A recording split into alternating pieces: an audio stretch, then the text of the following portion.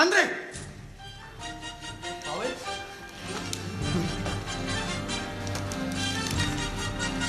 ഇതമ്മയ്ക്ക് എങ്ങനെ കിട്ടി? എനിക്കിത് വിശ്വസിക്കാൻ കഴിയുന്നില്ല. ഇതമ്മയ്ക്ക് ഇവിടുന്ന് കിട്ടിയോ? അതൊക്കെ കിട്ടി. ഈ അമ്മയ്ക്ക് ബുദ്ധിയില്ലെന്ന് പറയില്ലല്ലോ. ആര് പറഞ്ഞു അമ്മയ്ക്ക് ബുദ്ധിയില്ലെന്ന്? അമ്മ ഇത്തരം കാര്യങ്ങൾ ചെയ്താൽ മതി. അങ്ങനെ നമുക്കൊരു ചാല പോലീസിലേക്കൂടെ കിട്ടി അമ്മ.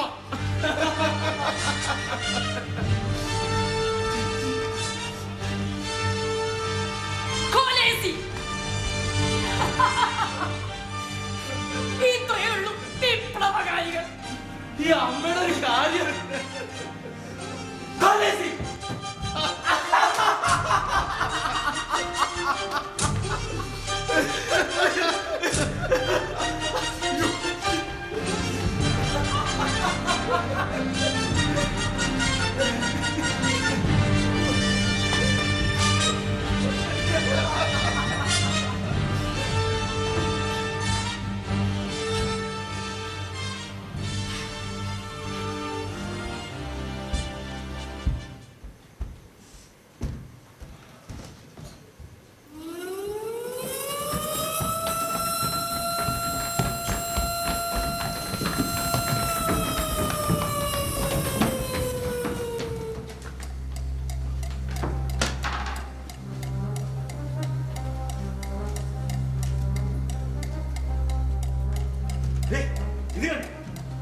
ഈ ലഘുലേഖയിൽ എഴുതിയിരിക്കുന്നതാണ് തൊഴിലാളികൾ മെയ്ദിന പ്രകടനത്തിൽ പങ്കെടുക്കേണ്ട ആവശ്യത്തെക്കുറിച്ചാണ്.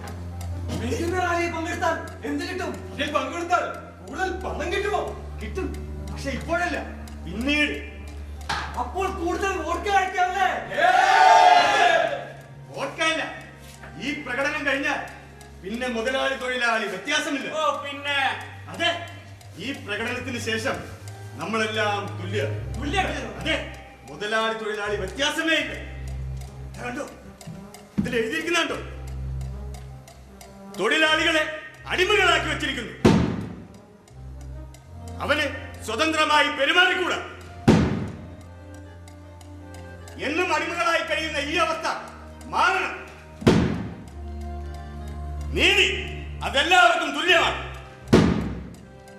നമ്മുടെ മുതുകത്ത് വെച്ചിരിക്കുന്ന മുഖം വലിച്ചെറിയാൻ സമയമായി. അതിന് നമ്മൾ ഈ മെയ്ദിന പ്രകടനത്തിൽ പങ്കെടുക്കണം.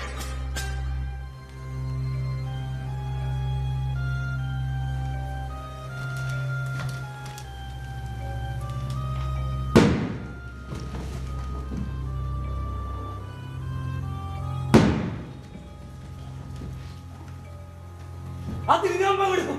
ഞാനും അതെ, നമ്മൾ പങ്കെടുക്കും.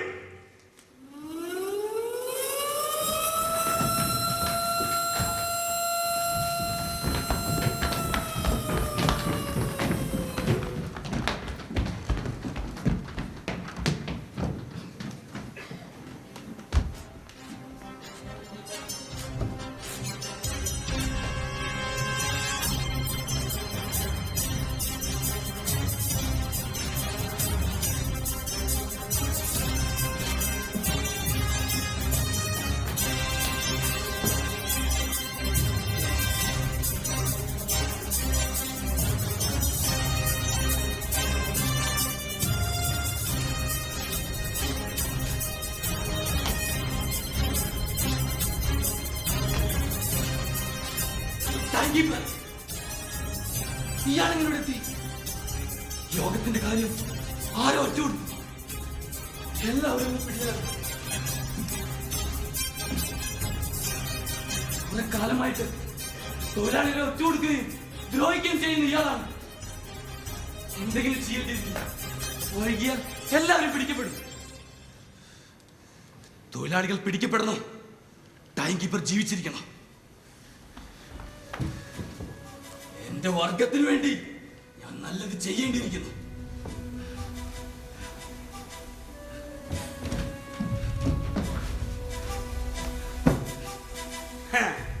നീ എന്താ ഈ അസമയത്ത് ഇവിടെ?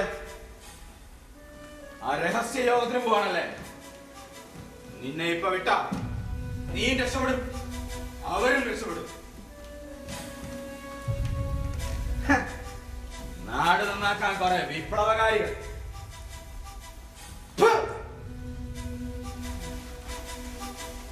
എന്താണ് നടക്കാൻ?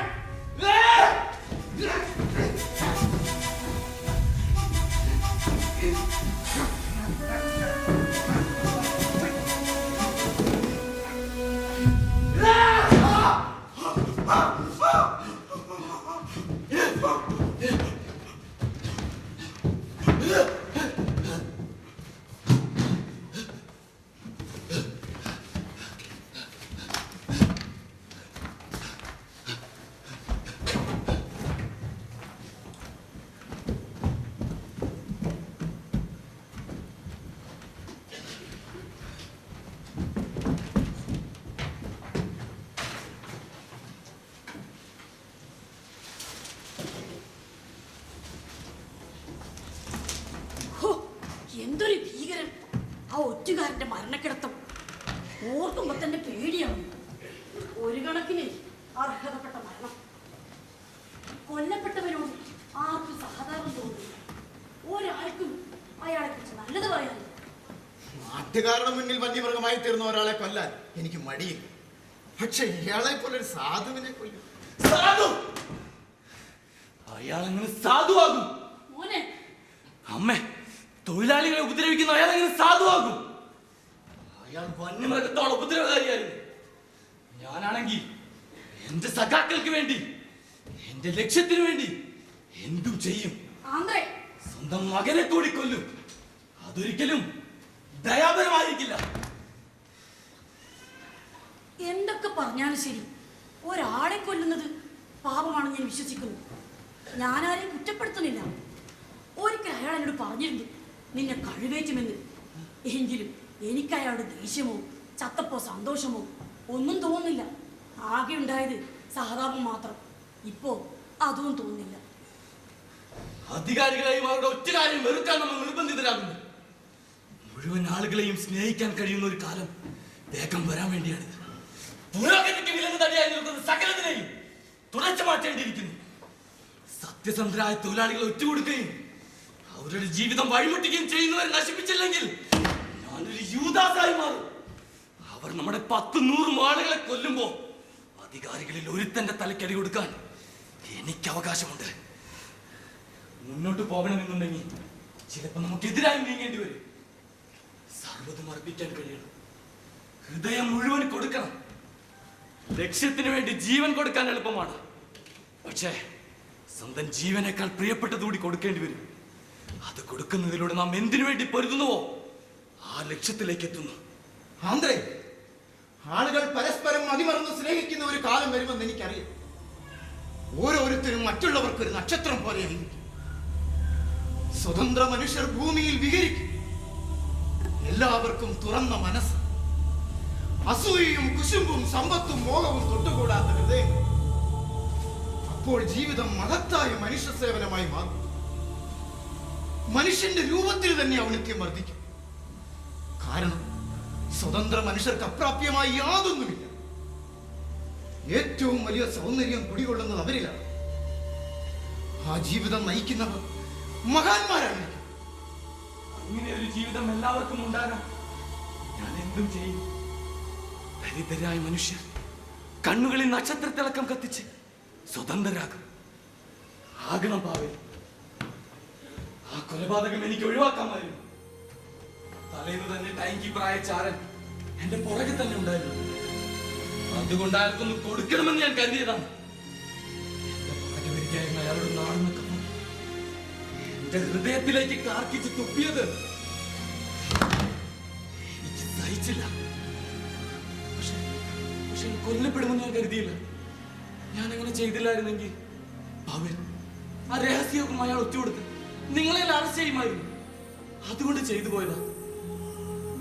ജോലി സമയത്ത് ആരും ഓടി വന്ന് പറഞ്ഞു ടൈം കീപ്പർ കൊല്ലപ്പെട്ടു. എനിക്കത് മരവിപ്പായിരുന്നു.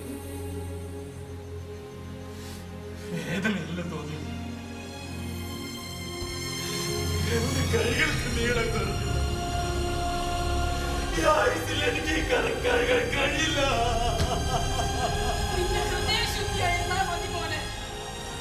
അധികാരികൾ ആളുകളെ തമ്മിൽ അടുപ്പിക്കുന്നു, ഭയവും വിഡ്ഢിത്തവും കൊണ്ട് അന്തരാക്കുന്നു. കൈകാലികൾ വരിഞ്ഞു മുറുക്കി ഞെക്കിപ്പിടിയുന്നു. ആളുകളെ തോക്കും വടിയും കല്ലുമായി മാറ്റിയിട്ട് അവർ വിളിച്ചു പറയുന്നു, ഇതാണ് ഭരണകൂടം. ടൈം കീപ്പറുടെ കൊലപാതകത്തിൽ നമ്മുടെ പേരുമുണ്ട്. മെയ്ദിന റാലിക്ക് മുമ്പ് അറസ്റ്റ് ഉണ്ടായേക്കാം. അവൻ നമ്മുടെ പേരുകളുണ്ട്. നിങ്ങൾ കീഴടങ്ങരുത്, ഞാൻ കീഴടങ്ങാം. പാടില്ല അത്രേ. കഴിഞ്ഞത് കഴിഞ്ഞു. തൊഴിലാളികൾക്ക് നിന്നെ ആവശ്യമുണ്ട്. മെയ്ദിന പ്രകടനത്തിലുള്ള ഒരുക്കങ്ങൾക്ക് ഇപ്പോൾ തന്നെ തുടക്കം കുറിക്കണം. അത് നമ്മുടെ സ്വപ്നമാണ് പാവേൽ. അധികാരികളുടെ കാതുകളിലേക്ക് ഇടിമുഴക്കമായി മാറുന്ന മെയ്ദിന റാലി വരൂ.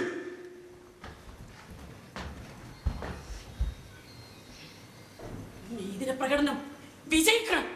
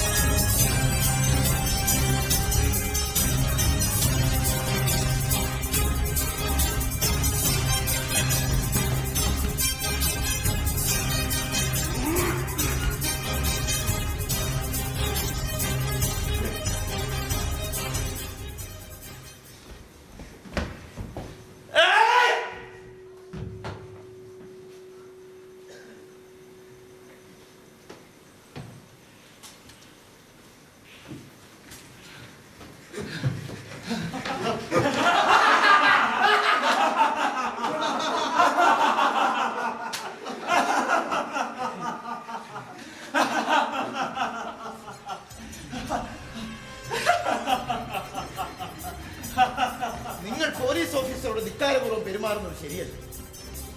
നമ്മുടെ ലക്ഷ്യത്തിലെത്താനുള്ള പ്രവർത്തനങ്ങൾക്കിടയിൽ ചിലത് കണ്ടില്ലെന്ന് നടിക്കേണ്ടി. വിപ്ലവ പ്രവർത്തനം തന്നെ അങ്ങനെയാണ്.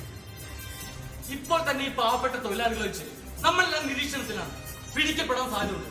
ലിനോ, നിങ്ങളെ പോലെ ഉത്തരവാദിത്തപ്പെട്ട ഒരു സഖാവിനോട് ഇതൊക്കെ പറയേണ്ട കാര്യമില്ലല്ലോ. ലിനോ, ഈ തൊഴിലാളികളുടെ സ്വാതന്ത്ര്യത്തിന് വേണ്ടിയാണ് നമ്മൾ നിൽക്കുന്നത്. അത് മറക്കണം. നാളെ മെയ്ദിന പ്രകടനമാണെന്നുള്ള കാര്യം ഓർമ്മ വേണം. വികാരത്തിന് അടിമപ്പെടരുത്. പ്രവർത്തനം അത് മാത്രമായിരിക്കണം ലക്ഷ്യം. നമ്മളെ ഇത്രയൊക്കെ ക്രൂരതയ്ക്കിരയാക്കിയ ഞാൻ ചിലപ്പോ പോലീസ് ഓഫീസർ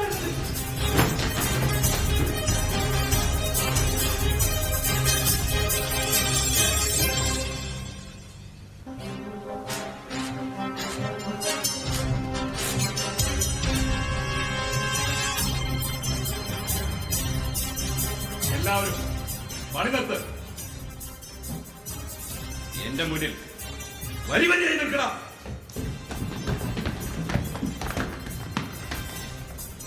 ഇനി എന്നെ ഒന്ന് സല്യൂട്ട് ചെയ്യും. ഇനി എന്നെ കാറ്റ് വീഴണം. എന്താണ് നിനക്ക് എന്നെ കാറ്റ് വീഴാൻ? ദിവസം മുഴുവൻ കുനിഞ്ഞു നിന്നാണ് സാറേ പണിയെടുക്കുന്നത്.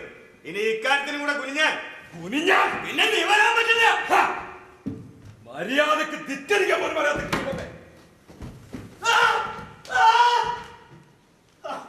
നീ കുനിയുകയും ചെയ്യും, നിവരുകയും ചെയ്യും. എന്റെ കാർക്കൽ വീഴാം.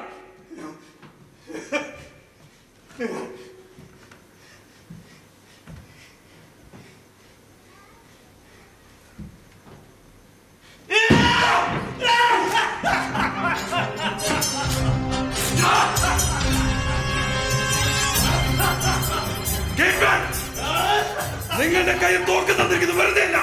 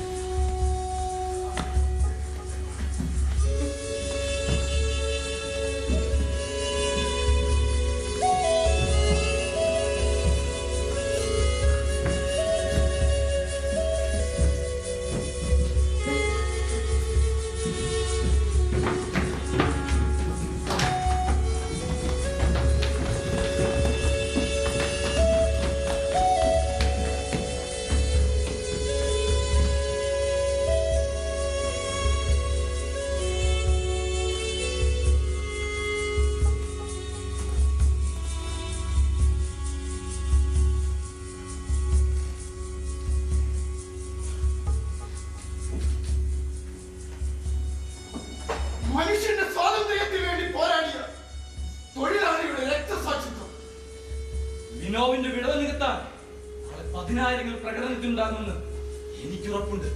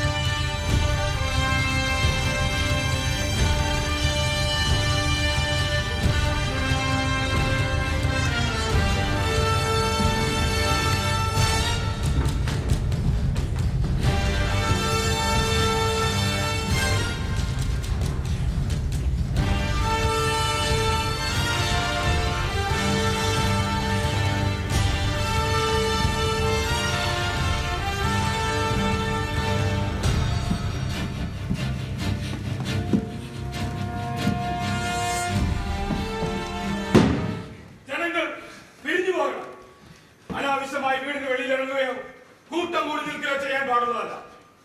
സാറിനെതിരെയുള്ള കലാപത്തിൽ പങ്കെടുക്കുന്നവരെ രാജ്യദ്രോഹ കുറ്റം ചുമത്തി ജയിലിലടയ്ക്കണം.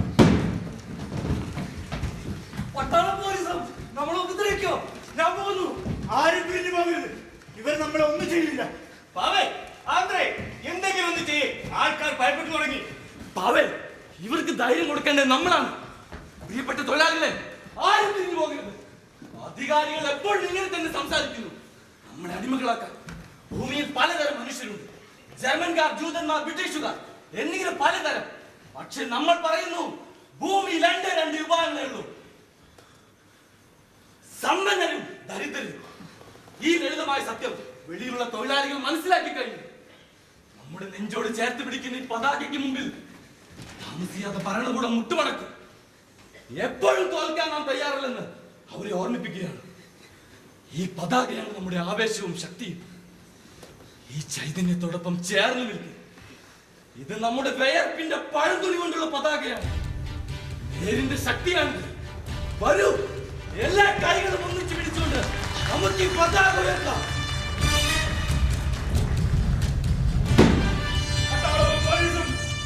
എത്തിച്ചേർന്നാണ് ജനങ്ങൾ പിരിഞ്ഞു പോകണം. അല്ലാത്ത പക്ഷം അങ്ങനെ വെറുതെ വിടൂ. നമ്മൾ ആത്മസംഘടന പഠിക്കണം. ശുദ്ധന്മാരായ പട്ടാളക്കാരനാണ് വിചാരം. വെറും പന്നികളല്ല ഇവറ്റ. തൊഴിലാളികളെ ആരും പിരിഞ്ഞു പോകരുത്. തൊഴിലാളി സഖാക്കളെ, പുതിയൊരു ദൈവത്തിന്റെ പേരിൽ നാം കുരിശ് യുദ്ധം ആരംഭിച്ചിരിക്കുകയാണ്. ആ ദൈവം വെളിച്ചത്തിന്റെയും ന്യായത്തിന്റെയും ദൈവമാണ്. സത്യത്തിന്റെയും നന്മയുടെയും ദൈവമാണ്. എന്നാൽ മുൾക്കിരീടം തൊട്ടടുത്തു.